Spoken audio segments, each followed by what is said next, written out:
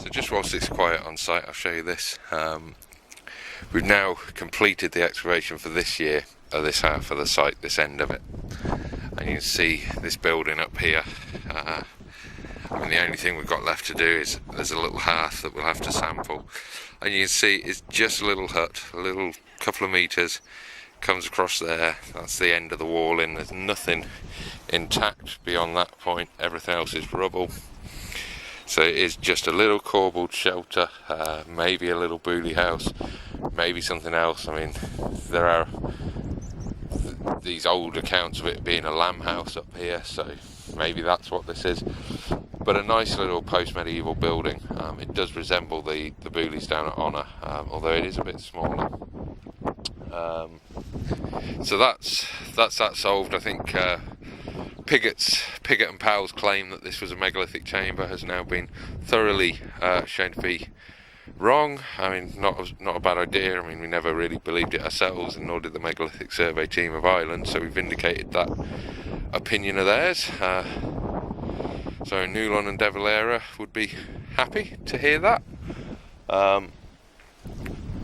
It's really cool working on a site that such big names have been involved in, even if they did have a little tiff about it.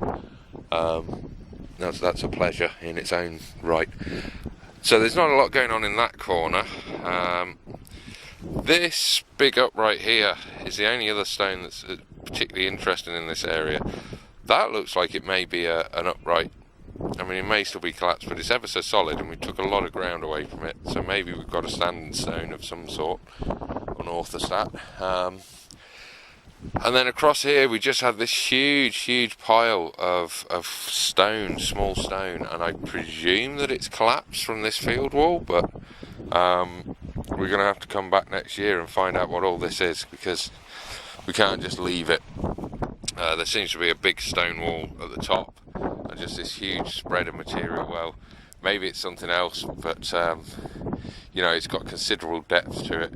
We can't really say that we've completed the excavation until that's out. The entrance is done. I showed you that the other day. I mean, we still have to just do this end of it, and then we're still working away in this area, trying to figure out what's going on.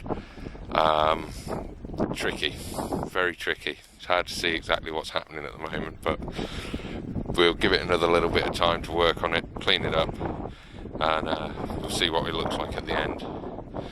So, you know, maybe there is a wall across there, and that certainly looks like the back end of a wall over there. So the problems are, like, what's this thing?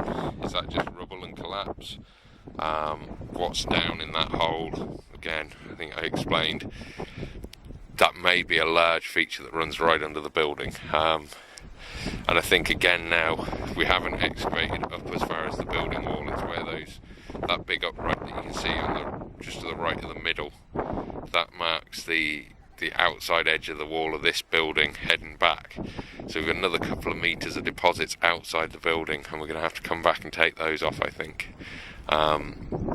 because there's just a bit too much confusion. We haven't resolved it.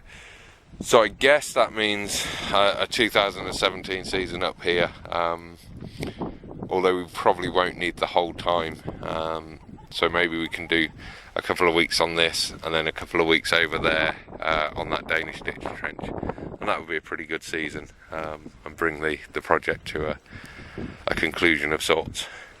That's us for now. I'm going to get the crew back. We just had them off the site so I could take some formal photographs of everything whilst it was looking clean down that southern end anyway.